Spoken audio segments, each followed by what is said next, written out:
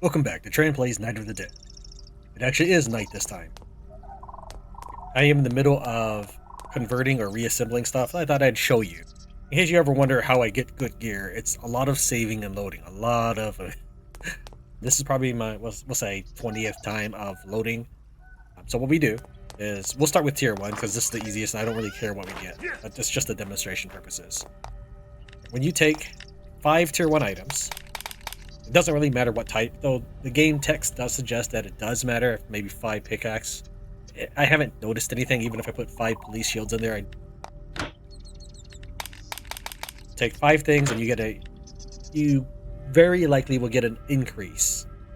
What kind of increase is unknown. So although there was blues and yellows mixed into that, those are tier 1 items. Then I get a tier 2 gray, which again, since it's a higher tier, is already considered by the game better than even a yellow item. We just keep mixing up these things. In this case, I get the exact same thing again as the 5th component we put in. Alright, so that's not terribly exciting. Then we go on to tier 2. Nothing in that chest. Start whipping. Whoops.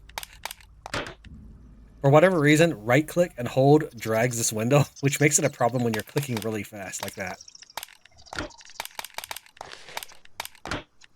For weapons, in case you're new to Night of the Dead, for weapons, the part sockets are always the same. Every weapon will always have the same parts socket. The modifiers might change, but every two-handed sword is going to have the hilt style thing, something on the blade, and maybe something on the edge.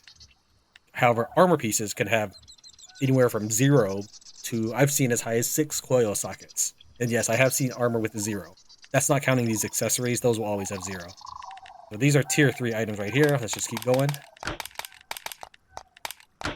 If I was just reaching the access of tier 3 stuff, this would be impressive to me. Equipment drop rate, cool. Vitality, alright. Durability decrement, no one cares. This one gives +2 to all stats. That's like 12 levels right there. So that's decent to me. We still have some tier 2, so I get just mix up these. And I got a tier 3 assault rifle.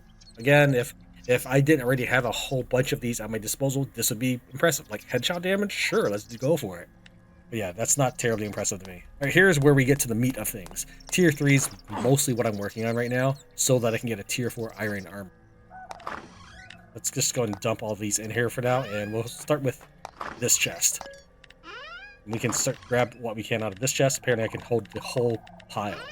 And we have some extra here, but I don't think I have room for anything else. The reason why I want iron armor so badly is, let's actually compare. Grace has a +3 iron helmet. It's a tier 4 item. It has 51.9 protection. I don't actually know how good protection is, okay? But let's continue talking about the helmets first. And then we can see that for this copper helmet is tier 5, but it has less protection. However, on the other side, it has critical rate, which the iron helmet did not have. So all the copper gear has critical rate. All the bone armor, has, which is tier 3, has damage increase. So these things help balance out the fact that iron has more protection but no other secondary modifier. That's why I'm looking for tier 4, which is iron armor. I just want flat out protection. Now, I did say earlier that I don't know how good protection is. Kimberly has 196 protection, and I have not spent any of her stat points. But if we look at Grace, she's got 253, and she takes way less damage, whereas she'll barely be scratched in a fight. Kimberly will be badly hurt in a battle in the desert. So that's a 60-point protection difference. Some of it is from not having judgment, and some of it is from a full set of iron. In fact, I think she's just missing the iron helmet. Other than the copper helmet being about 20 points less, that means that the other 40 points is from my 70-odd stat points. Well, no, sorry. Not all of Grace's stat points are in judgment. They're spread out between vitality, endurance, and judgment. So by this point, I'm wondering if I probably should have just focused on 1, maybe 2 stats. 3 was probably overdoing it. I'm not entirely sure. Because to get a level 3 skill, you need 30 coils and then 50 in an attribute. So I was working towards these 50 attribute points. However, I have trouble just getting to 30 as a coil. She has availability, and I've given her all the chilling coils that I get my hands on. And if you keep more chilling coils 1s and lower levels around and fill up any empty slots, like this one has an empty slot, you'll actually have a higher coil level, because it takes 3 coil 1s to produce a level 2. And then it takes 3 coil 2s, which would consider as 6, but don't forget that it took 9 coil 1s to get there. Okay, so 9 coil 1s to produce a single coil 3. But by the time you get to level 3, you've destroyed 6 of that factor. Your limiting element being the availability of coil sockets. Yeah, I slam every chilling coil I can get into her just because, and it's not like she's going to even have the stat points for it anyways, but it's what I had available. Because Tran is using ignition and lightning, not because I had anything in mind for a coil, because every one of these, the game actually is interesting with its coil aspect, yet at the same time, it's tedious. Each one of these coils represents an element, but they don't do anything to demonstrate this to you. I'm not saying that the game needs to explain it or tutorialize it. No. There's like a whole, I guess, in the universe mechanic system here that seems kind of interesting. Here's what I mean. Every single coil has what I consider a primary attribute. And that primary attribute will require 50 of the stat. So fire, I would consider that a strength-based attribute. For the single ignition style, ignition element, you will require 50, okay? Let's take a look at fire resistance. Because this is what I consider a hybrid, it requires 30 strength. Now, the ignition coil is lesser. Yeah, you can see these requirements. I'm not trying to state the obvious here. I'm just telling you that all the hybrids will require 20 ignition and 30 strength. Let's take a look at any other. Fire can also give me explosion resistance. Okay, 20 ignition, 30 strength. Fire can also give me vital attack. Do I have vital attack? Yeah, right here. 20 ignition, 30 strength. So these hybrids, it kind of reminds me of my favorite series in the world of Ultima, only because of the meaning that you can get from being the Avatar. It's dorky, I know, but let's just go with it. Everybody has a favorite something, and mine would be probably Ultima. That's why my avatar on YouTube, that's the actual avatar. I just think that's funny. Well, if you know anything about Ultima, you know that there's 3 primary elements, and then there's everything else that is a hybrid of them, which details into how you get your stat growth and how you get the color. For example, spirituality is a well-known one in Ultima. That would be all 3 items, which gives you strength, dexterity, and intelligence. And valor would be strength, and honesty would be intelligence. Compassion would be dexterity. Then if you get something that was the hybrid of 2 elements, such as strength or intelligence, you have the corresponding color and attribute increases to go with it. There's more to it than just the mechanics. I'm probably overlooking it, but still. We can see that it has explosion resistance and fire resistance, right? Well, all of your resistances are going to be on this gray thing that is aptly named the resistance coil. Okay. The thing that is unique to resistance is super armor. When I say unique, we'll consider it the primary building block. Okay, it requires 50 judgment because that's the primary attribute, and 30 resistance coil. And anything requiring resistance is going to be 30 judgment and 15 resistance coil. 30 judgment, 15 resistance coil. Let's take a look at opportunity. 30 judgment, 15 resistance coil. There's like a interesting pattern. At least I think it's interesting. And I wish the game, instead of showing you this right here, or maybe in tandem with it, show you something like that here. To show that there's an actual world in this coil system. That's what I mean. This is interesting. Except it's tedious juggling coils.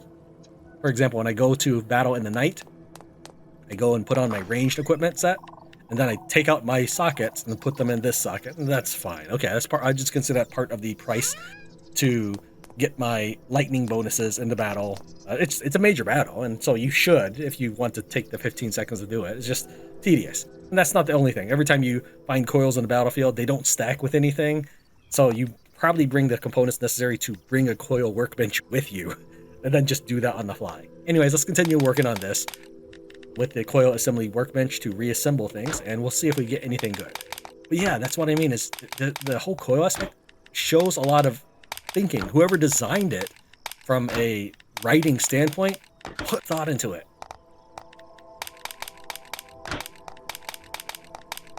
I didn't do this as cleanly as I could have because my screen wasn't scrolled down all the way. But just know that I'm converting all the tier 3s, and here's the tier 4s that are popping in the first available slot. And then I look for anything that stands out to me. We'll just need one more, so we'll take this iron gloves socketed one, 3% evasion. We get a jackhammer. That's what I use the go mining with. Yeah, nothing good here. We found a yellow crossbow, 10% explosion reinforcement, 10% wound reinforcement. I don't know what that means. I don't think wound reinforcement is bleeding, though. You would think so, but we have this mutated lion head. It has wound reinforcement and bleeding chance when attacking, so I don't think those are the same things. Yeah, nothing good here, so we'll just make a load.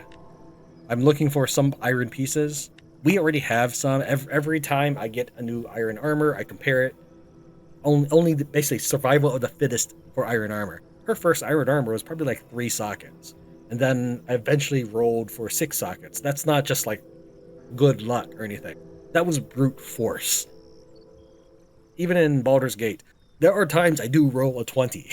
You know, it doesn't mean I roll 20s all the time, but I just need that one to stick. It's typically a maneuver called saves coming, which is what people did way back before Windows, because this was something you were expected to do, since you had to manage your saves. In certain cases, even like in the early King's Quest games, if you didn't save properly, you would probably enter what's called the dead man walking scenario.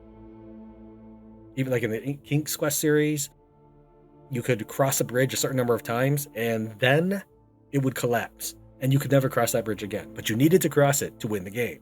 So you had to calculate your path to cross the bridge a minimum number of times, or at least not over.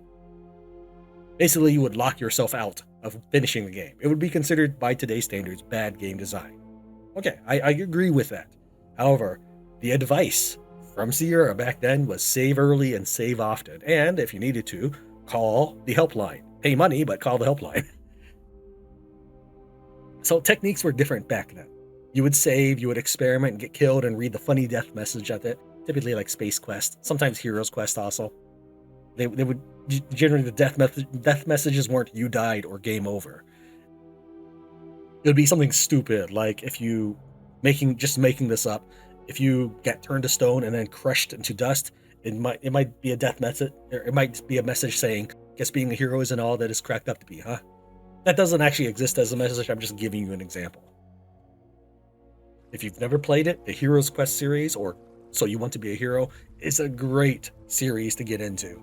And it's still, I think even by today's standards for user interface, it's still manageable. Here's an example. After, let's say, 40 loads, I managed to get these iron gloves. They're not particularly amazing in terms of judgment and evasion rate. Those are 2 good attributes for my followers, since I don't really care about them having damage attributes. The best thing about it is it has 4 coil sockets. In my current sets of gloves, 2 sockets, and Kimberly has the lesser version, 1 socket. Kimberly will always have the lesser version because we hand them down in that order, just so that I know who has the best stuff, and it's easy for me to just say like, okay, I'm passing this down to the next person now, rather than trying to look at everybody, just 2, 3 people if you count yourself, and then see like, okay, who would this benefit? Tran has all the damage stuff, and Kimberly and Grace have all the armor stuff. In this game, for whatever reason, followers have this permanent 50% penalty to damage. I guess it's so that they can't be the hero. That's lame. Maybe it'd be cool having your teammate be like a hero. Come in and save the day and defeat the zombies, saving your bacon. Isn't that kind of a stereotype in zombie worlds, or in zombie lore? But no, you are the one-man army. We didn't get anything with that, so let's try the yellows.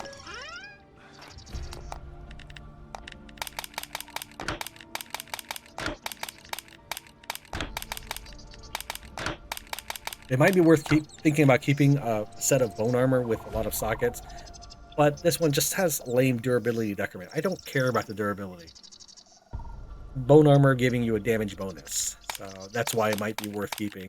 Because I have found a few items that lean towards being a berserker, where you take more damage but do more of it back. Where you take more damage, but you also deal way more.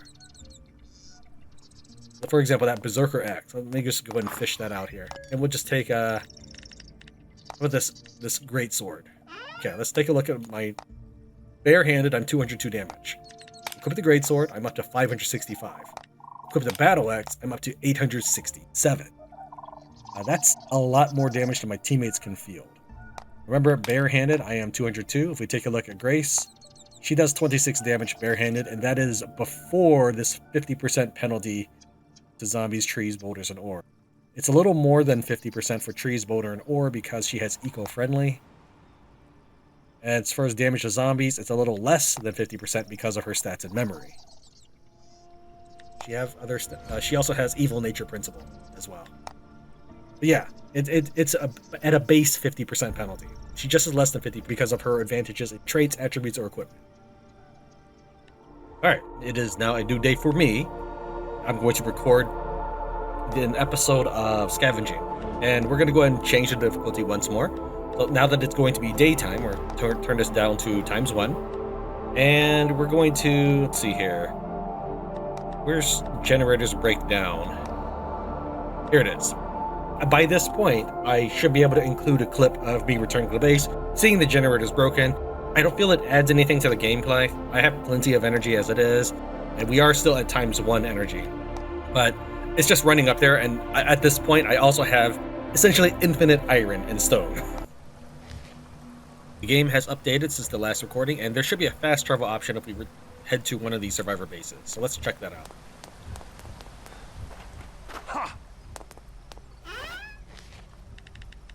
Currently, the only thing I can... it's just a bunny. I saw some movement. Really do to make sure that this site is secure is place down some roof tiles and then pull them up at night. I see a zombie heading my way. More than one zombie. You guys are gonna just disrupt my recording, aren't you?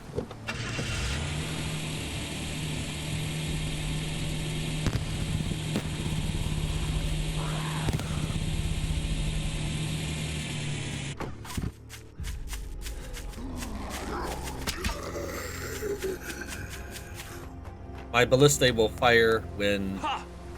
or try to fire through walls to hit anything attacking me, so right now it's currently unloaded. Since it just wastes my shots while it's stored safely in the tower.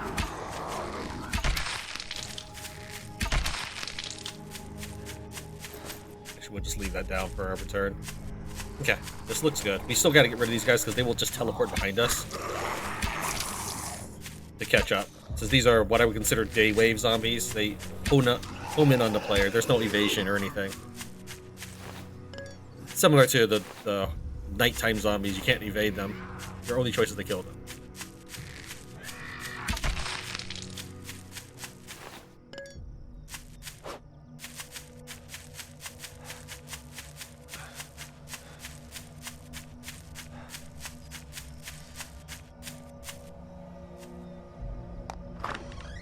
And pull out some ballista bolt for when we dock.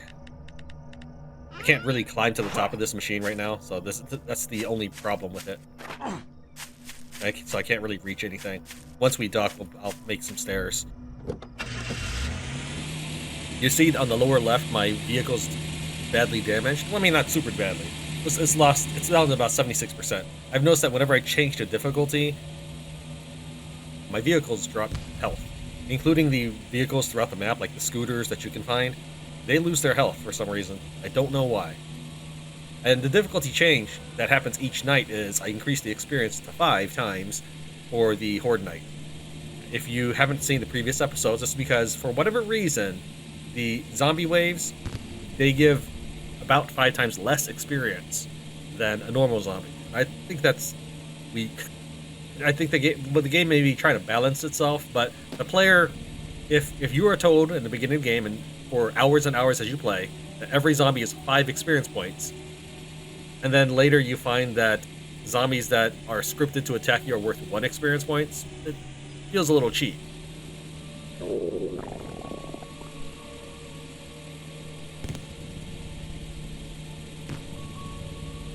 Now, unfortunately, I will not be able to take the APC to what? Oh, that's the fast travel. I was gonna say there's a car. I can't take the APC with me because you can't take the vehicle for fast travel. But that's okay. We can just if fast travel works the way I expect it to, we can just fast travel back, right? So it's day 18, hour 8 right now. Actually, we'll try this. Make a quick save. And so wait for it to load.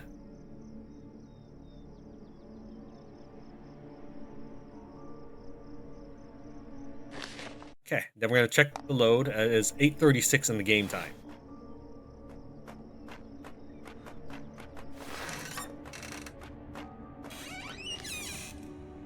So let's try fast traveling over here to the other survivor shelter. I've noticed that when I load the game in, for a split second I see the trees. So to me, the game retains data on every tree in the game, in the world. It just has a flag whether or not the tree has been destroyed. So I think that's one of the reasons why save's taking so long, is that because I don't have tree respawn on, it's keeping track of everything I've destroyed. Like this street, it's clear. So every single box has been removed, and oh wait, I was gonna also quick save again. Every single box has been removed, and the game keeps tally on that for whatever reason.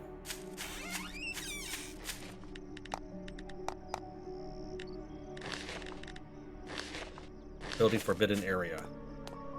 All right, now we check the load, and it's just 8:39. So it is actually instant travel as far as the game world is concerned. My followers apparently followed me with it. Heal this thing up. All right. So yeah, at least now I know how it works. In the Steam forums, people are complaining about two things.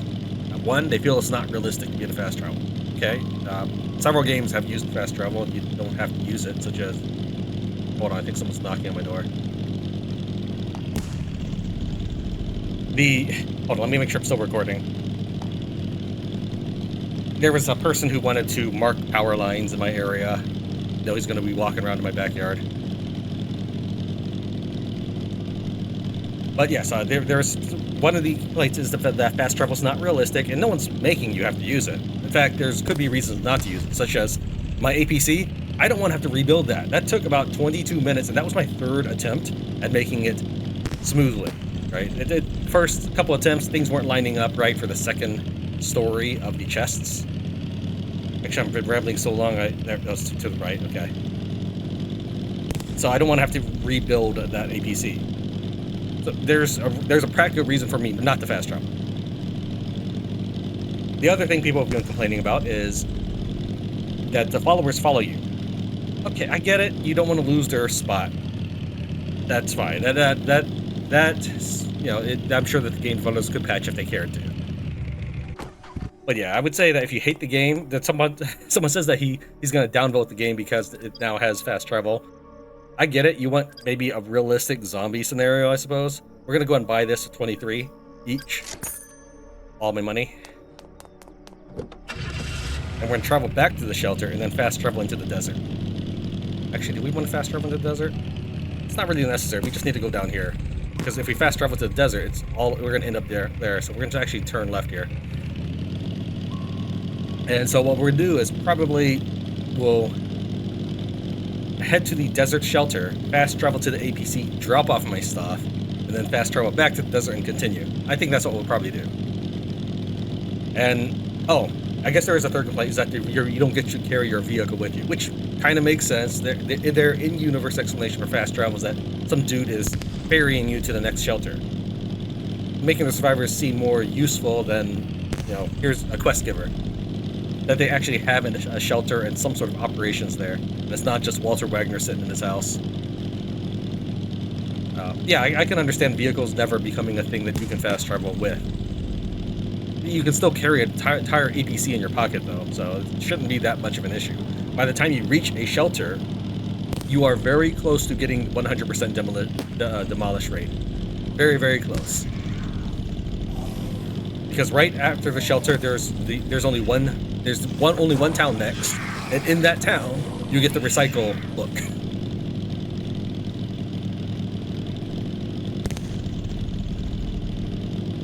Now, this is not to downplay people's negative impressions of implementing a fast travel situation. You're welcome. You're absolutely welcome. Everybody is absolutely welcome never to employ it. For example, I myself have customized the game's difficulty to have no zombie respawns. I just turned down generator breakdown. Like, you can make this game whatever flavor you want it to be. We need to find something that looks like it might have quantum physics in it. It's generally, I've noticed that books tend to be in unique looking buildings, like the fire department was one. I've got so many bookmarks on my compass that I'm not sure which one I'm looking at. Okay, we've passed it apparently.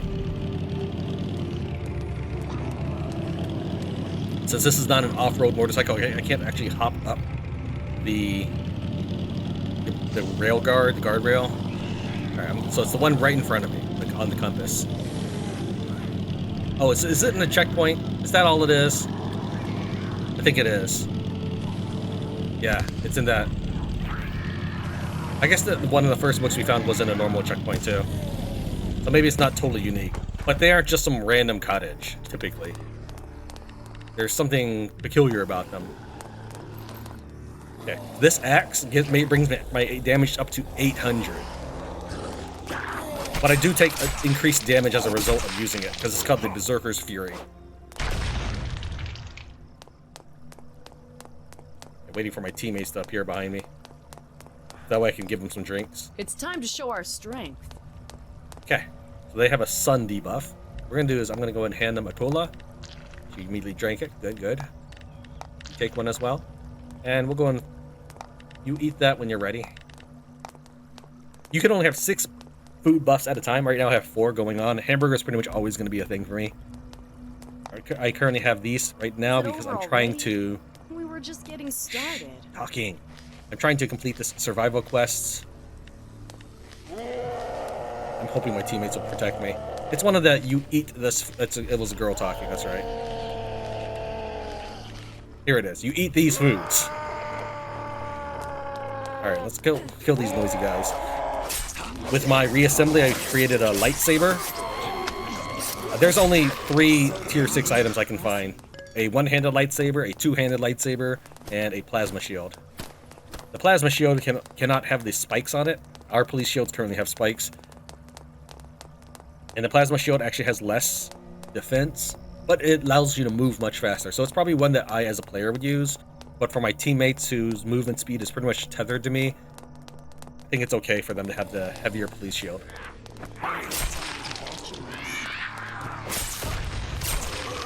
Now, Kimberly is using a one-handed spear. It's a unique weapon that we had found when I was scavenging the buildings that the story missions were in. So I went back and properly scavenged them. Thanks. Sorry, I should have hit take off. Anyways, her spear actually hits further range than the two-handed tier 2 spear. I tried. I built a wall and I just stabbed until I hit it with the tier 2 spear. Then I equipped the spear, the one-handed spear she's got. It does hit further.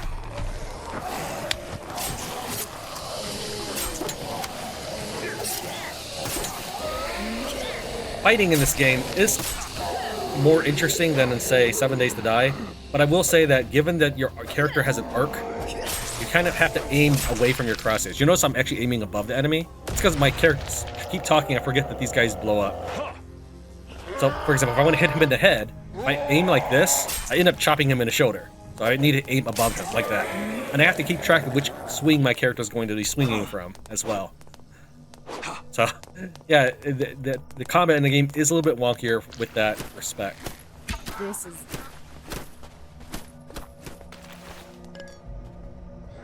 Oh, I was gonna say, we could just have let you go, but don't start none, won't be none.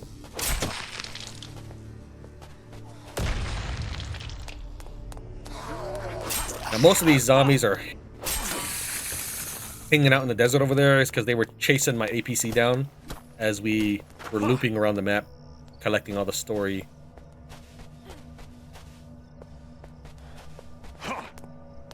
Right, this is the door? Okay. Yeah, I was driving the APC through and I had a little bit of difficulty fitting the APC in this small area.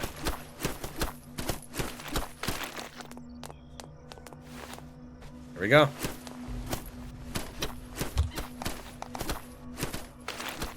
We found just a nail. Nothing good there. I was wondering if we'd find some magnesium ingots here or something, because I could find ingots in trash cans, and since this is a new region, I thought maybe it would have better ingots.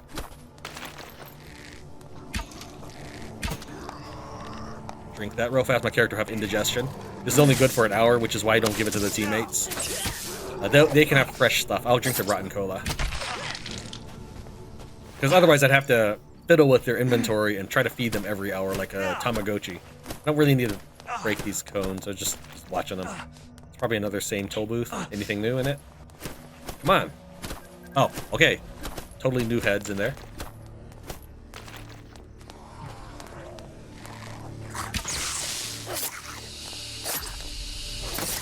Alright.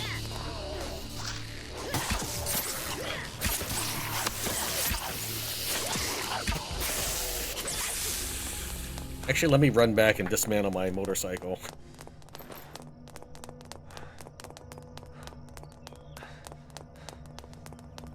Take the gas out, demolish it. I've demolished this a lot, that's why I kind of reflexively able to just hit the hotkeys for it pretty fast. The motorcycle will drop anything it's stored or in any of its fuel if you demolish it without emptying it out. So the game does at least give you that much grace.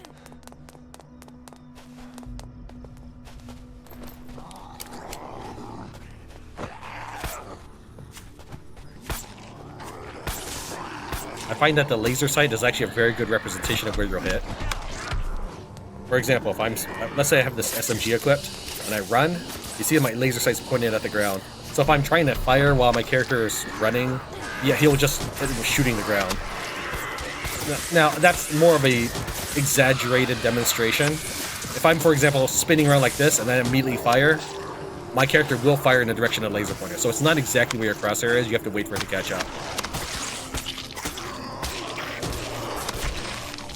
You cannot blow up their fuel tanks as far as I know. At least I have shot an enemy until he died into his fuel tank, and he did not. Darn it. I really am typically better about not getting hit by those explosive zombies, but when I am talking, I do lose focus. But yeah, I have tried shooting those flamethrower zombies until their fuel tank exploded, or until they died, and their fuel tank never exploded. One thing I like to do is hop in each one of these that I can. If it says steal, I can't do anything, so we get in, turn on the light, and it'll be lit up forever. They still have a humongous hitbox, though. Like, this is me trying to walk around it. And your character doesn't slide. You can just see him staggered and stay still. I'm pressing W and D right now. I'm trying to move forward and right. Nothing's going on.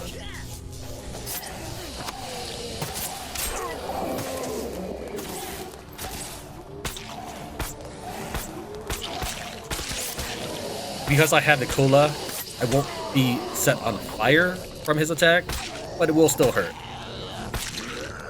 The little bit of indigestion damage I get from the cola is a lot better than just being burning, because then you're getting staggered in combat. And whereas if you drink the cola, it's just for a few seconds after you drink.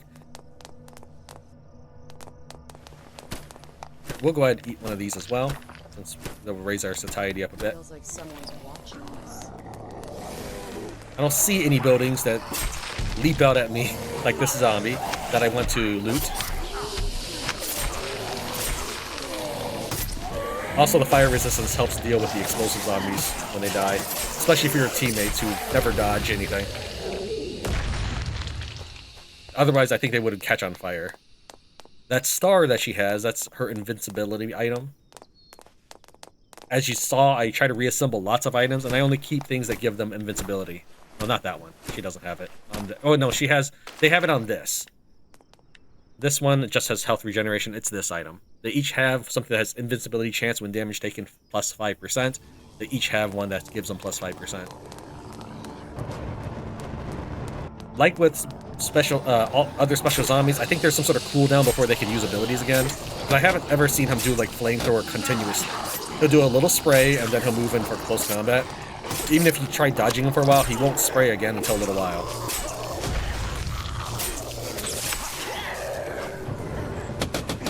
Yeah, see how I took damage from that? And actually, I took a significant amount of damage from that. I was about 70% health before. And I'm loaded up, actually. I'm gonna hand my teammate. Might as well compare data for these later. As long as she doesn't pick up a... Oh, I can hand her tools now. She probably can't use it. Could she always have used a jackhammer? I thought I tried handing that to her. Pre-patch. Huh. And you can hold on to these gold bars. I don't need to carry them with me. I should have dropped them off in the APC. This is fine. Let's get these things out of the road. so my APC does not ram them. Since I don't have natural objects respawn, that's all the aluminum pieces I'll find. Pretty much. I can maybe mine some of the orange nodes that are sparse in this region, in the desert. There's sandstone-looking things, and there's orange rocks. And a bright orange. And that could give me some pieces of aluminum ore. But otherwise, I'm never going to mine more aluminum, is pretty much what I'm trying to say.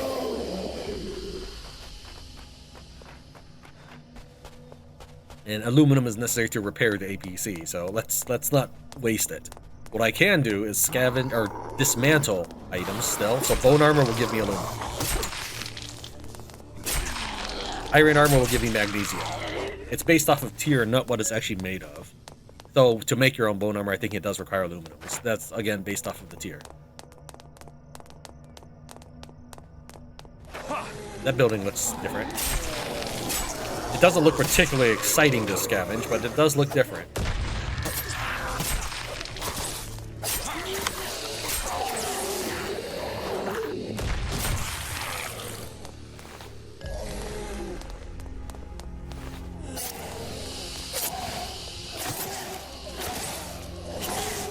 It even have a store. Okay, my policy is to go ahead and scavenge any boning with the store. And not only it'll pacify the area, but it'll... Oh, there's a... Let's finish this here. Student zombie. I think I've got all the books necessary for graduation theses, though. I learned a lot from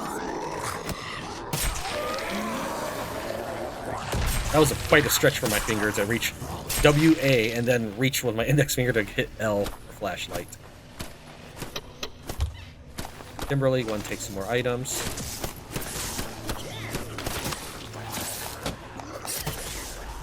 In the second and third town, all I really scavenged were anything with a store, such as fast food restaurant or convenience store. I did not clean them out like I kind of hoped to, because it was taking me a very long time. In fact, it's, if I recorded the storyline missions on, say, day 15, then it took me 3 days to do all this stuff. You had a day for the desert stuff, a day for the second and third town, and maybe a day for building with the resources you gain.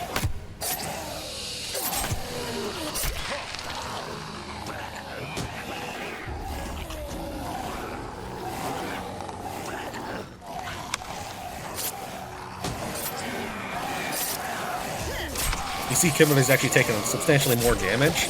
Grace, on the other hand, is unscathed. And the difference between them, remember that Kimberly, I've never spent any points on her yet.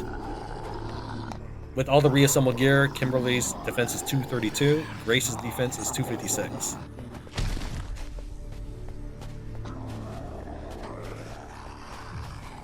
Let's shut that dude up. That's a very narrow walkway.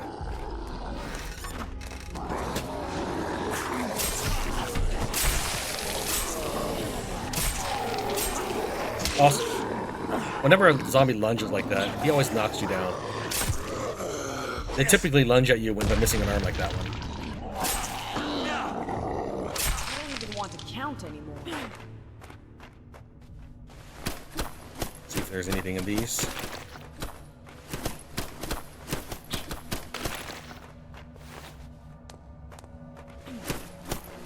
I didn't notice anything on the right side of the screen jump out at me for items.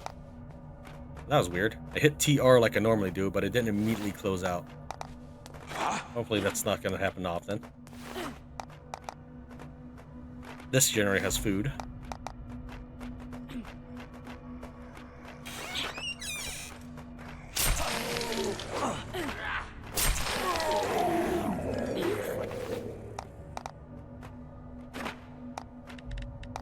Painkiller.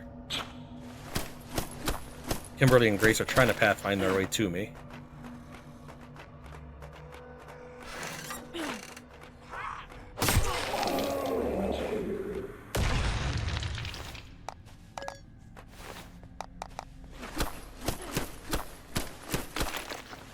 Copper wire, fuse, iron plate.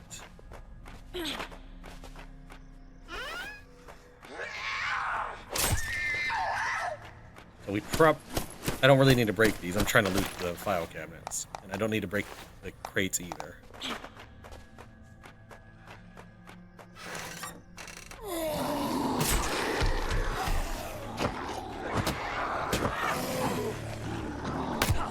That's why it was kicking.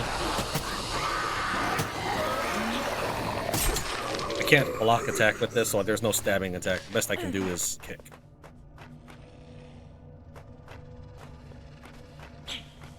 Nothing in here.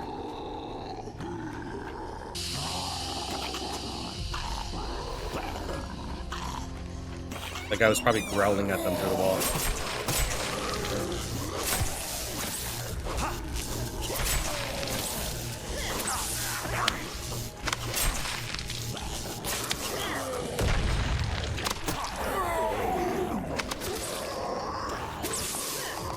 I'm guessing they finally broke through the hotel room and killed everybody inside.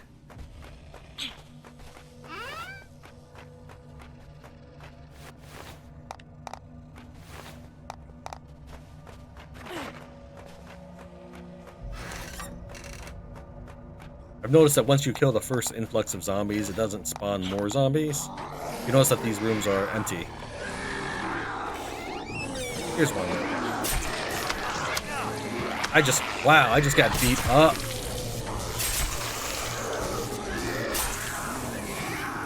Go and slot those painkillers.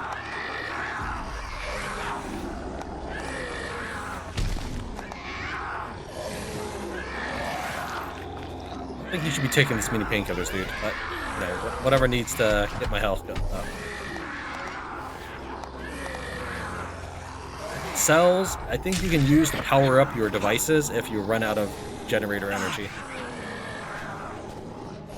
Where's Grace? Oh, apparently you get up there.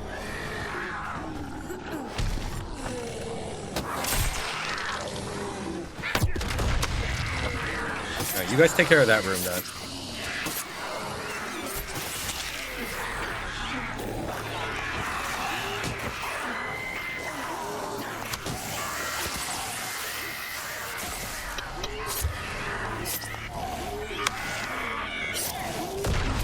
Walked into that one. I was busy thinking of passing half of my painkillers to Kimberly.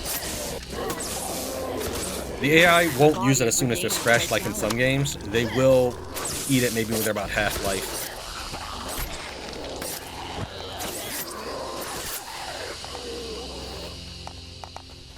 They also do something similar with food.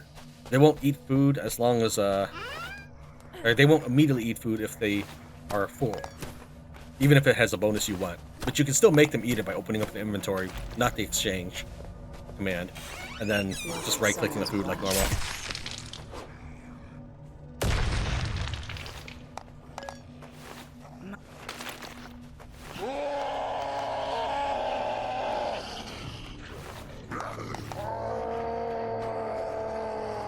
Okay, that's gonna be annoying. Let's go and walk all the way around just to deal with them. We're not even done looting this hotel yet. It's one of the reasons why I like searching the premises before getting involved.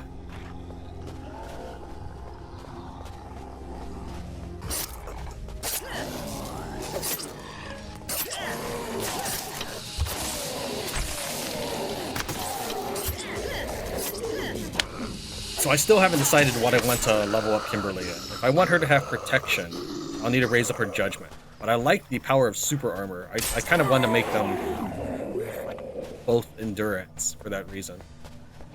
So if we can cut through here at all.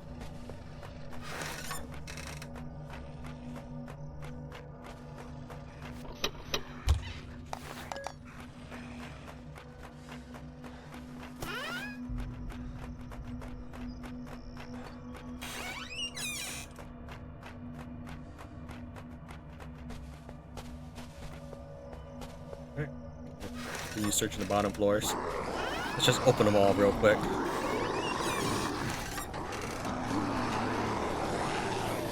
One, two, three, 4 rooms on the left I've searched.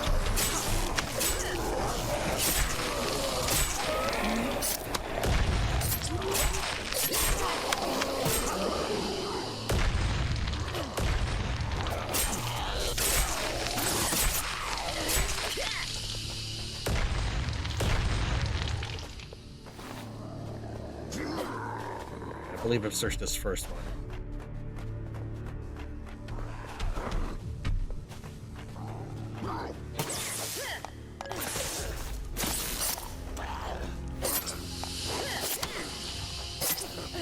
since I'm not playing with zombie respawns on, I can always come back for these, for these items.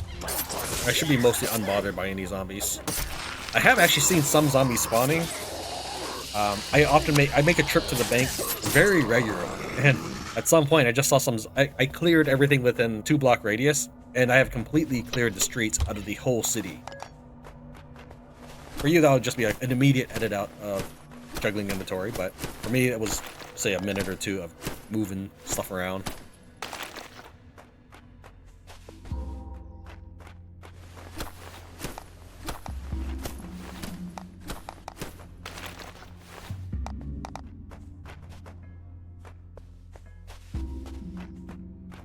Yeah, we didn't really have the room to do that upstairs. Yeah, I guess we're done. Yeah. Motel is clear.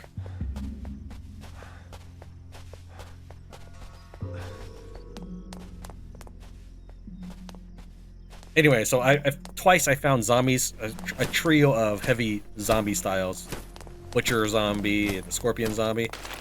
And I found them there a second round. Like, after killing them, I came back, and while the zombies themselves had changed a little bit, maybe it was a flamer zombie or something, it was still 3 special zombies. If they were just wandering in from the area, they would be not shaped up like an immediate triangle formation, close to each other. Even if you leave the zombies alone for a little while, they do eventually sort of just start meandering away.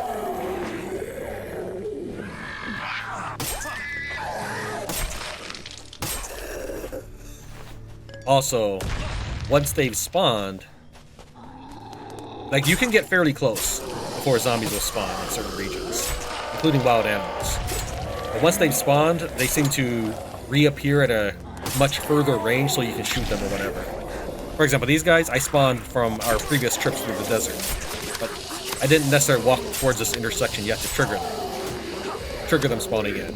So what I mean, I'm sorry, that sounds confusing. There's basically a way that the game remembers what zombies have been made to spawn. So this got a biker zombie, and the game would specifically remember this biker zombie was last here. Show me the equipment. Their Z-axis can be randomized, though, because I have seen zombies that I didn't kill on a floor reappear on a different floor, with the doors closed, because I hadn't finished building yet. Doesn't look like there's much in that direction. There's some radio towers over there, but I don't know if that's a special building or not. Okay, we probably need to turn left here and start clearing the shipyard. Well, let's go ahead and continue wiping out zombies in the middle of the street. Because this allows me time to look around and see if there are any other shops that I want to clear.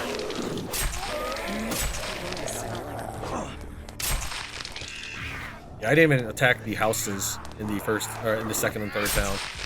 While they were different houses than the first town, they didn't sound interesting to me. That does have a store right there, so we'll go and hit that as well.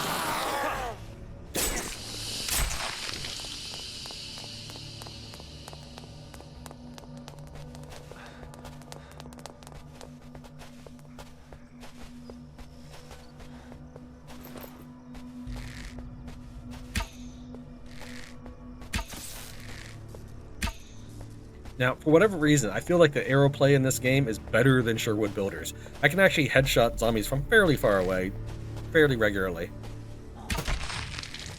Maybe it's just because maybe their hit zone is better. There is arrow drop and everything, but I don't know. In Sherwood Builders, you have almost no control of your arrows. In this game, I feel like your arrows shoot better and more precise than your bullets do. Okay, we could buy more soda here if we needed. Is there anything that I wanted to get real quick? I'm not sure. I was thinking I forgot to get something. It may have been painkillers. You can also shoot through these windows.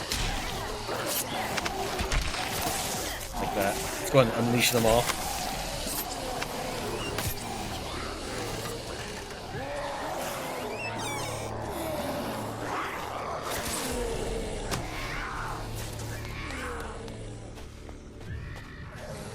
I'm trying to drag Kimberly and Grace over to me.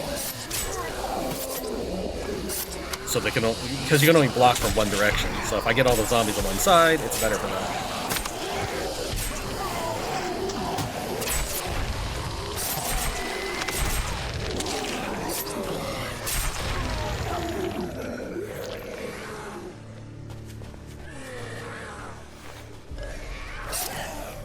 that it?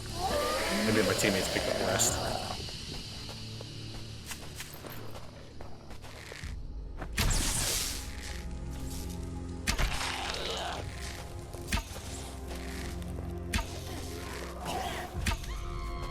Student zombie.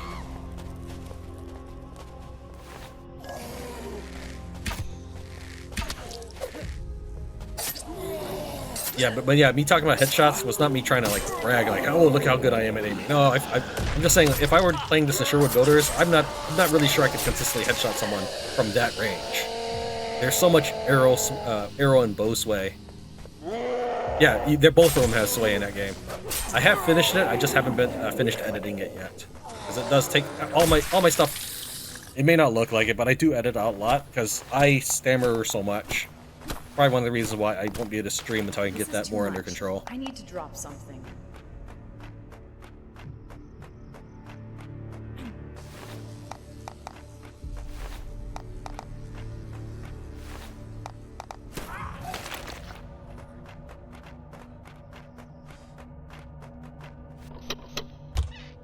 The real loot of this place.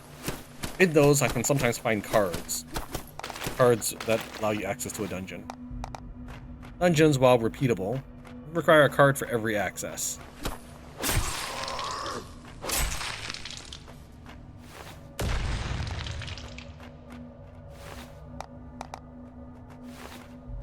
that my arrow right there?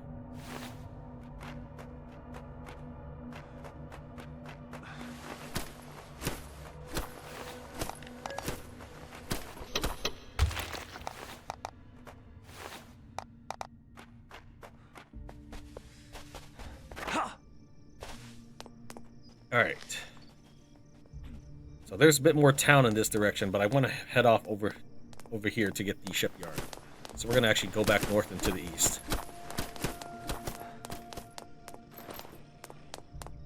Actually, I'm pretty full on inventory, so why don't I... Let me hunt this thing down. Fake me out. You know what? Here. The nearest survivor travel point is north, surprisingly. So we'll head north.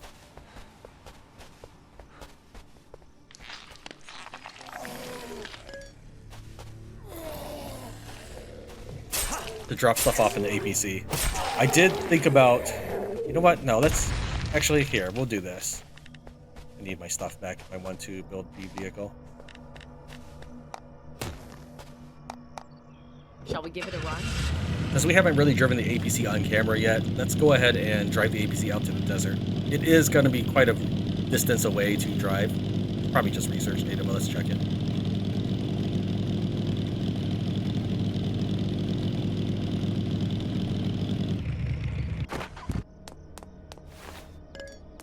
Oh wait, something else? Plastic. Okay, they are actually my primary source of plastic. Zombies. So each night of the dead, I get maybe... Oh, here's more. We'll say 50 pieces of plastic. And that's part where I get all my gunpowder too, because I don't specifically remember mining gunpowder somewhere.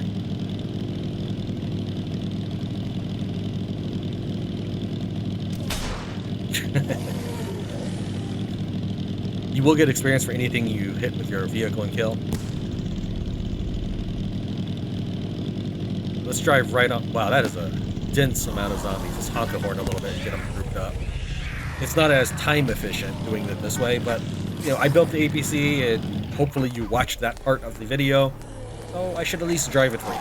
But I think the most efficient way to do it is probably use motorcycle with the APC as a roving base camp. I don't know where that police zombie's going.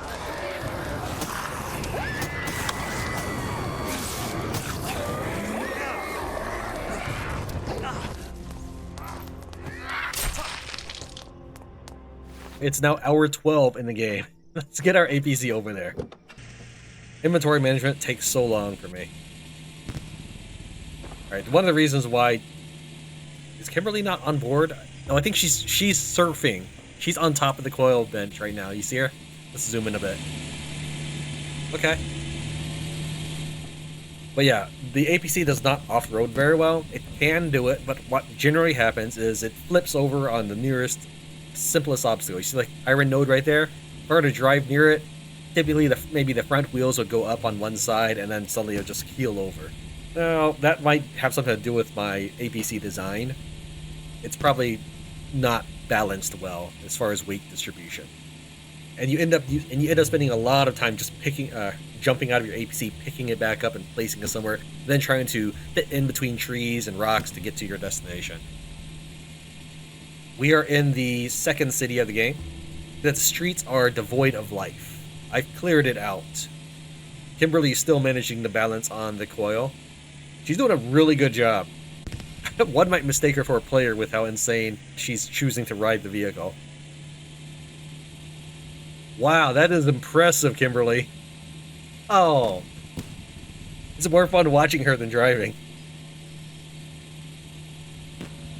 Okay, we are now entering the third city. As with everything else, I've swept the streets completely clear of both debris and zombies. It's a completely flat, featureless road with no personality whatsoever, just like me.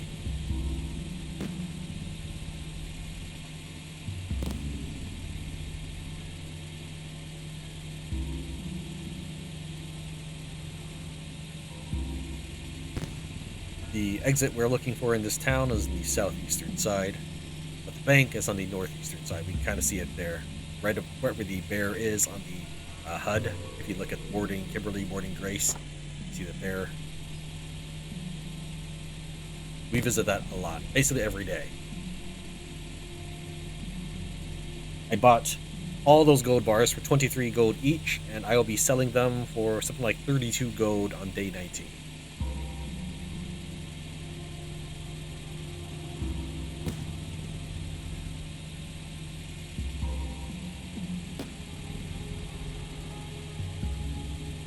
With no zombie respawn set as this game difficulty, it does feel kind of like an accomplishment to just clear out an area of zombies. You can see a lone straggler there. We haven't cleared this out. You can see from the cars and stuff that we're dodging. We don't necessarily blow it up. There's a gunner. He'll probably shoot and throw grenades at us. Oh, we managed to get away from it.